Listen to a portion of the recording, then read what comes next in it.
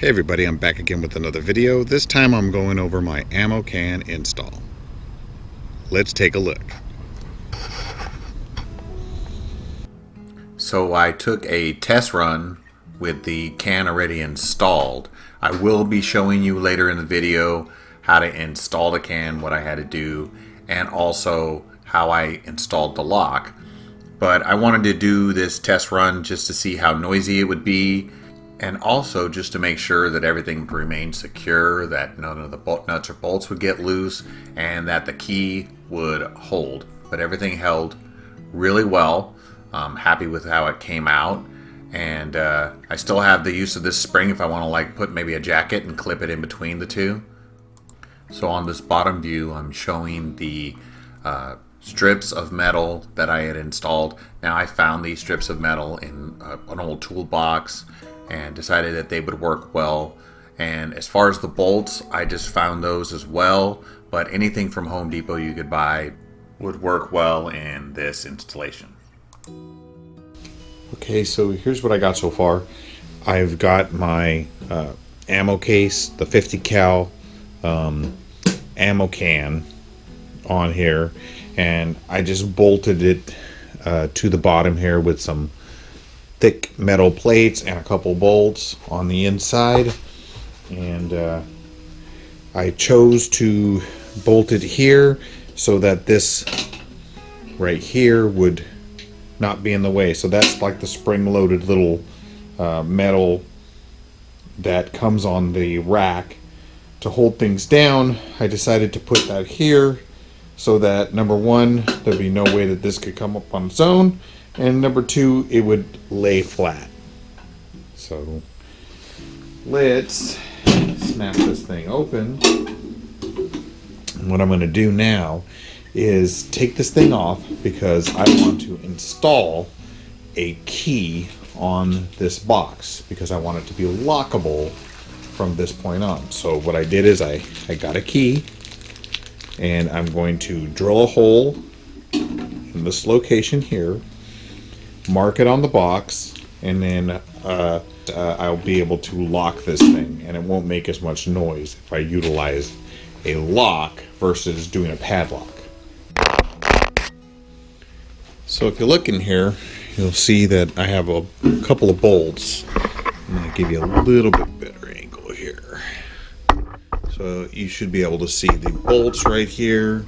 So right here is one of the plates with the bolt sticking through. I have, better look at it.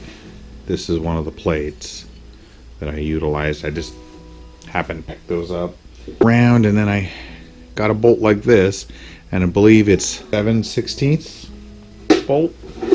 First thing I got to do is I got to mark this hole because that's going to be my center point, which I'm going to drill through the box there. I'll probably have to cut out this much to get it so that when I place my key in and turn it, it will lock.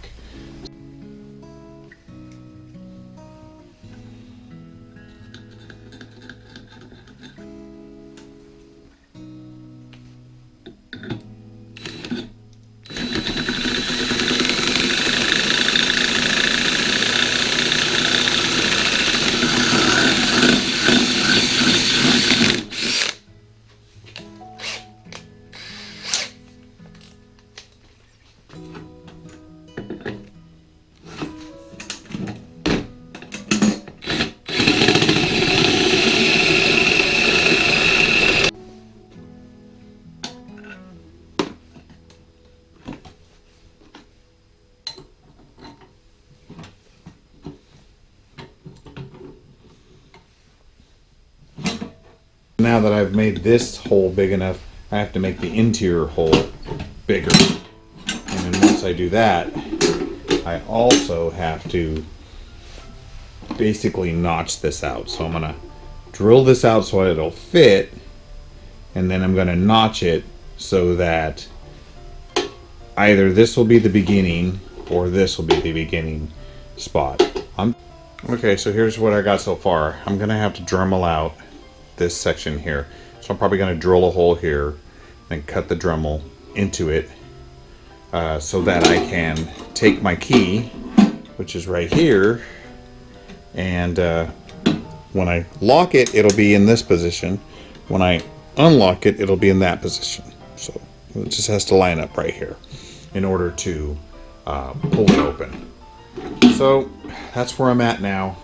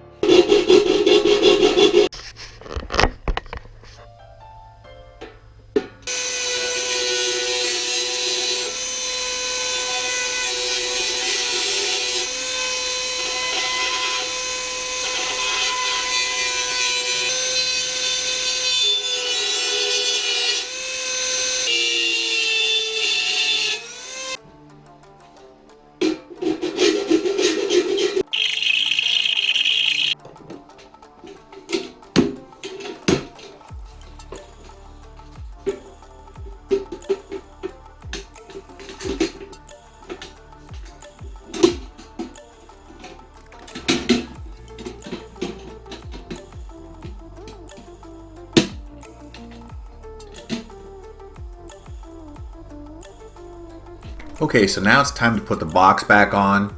You just take your hardware, lift your clip up if you got one on your style of rack, and put your bolts through.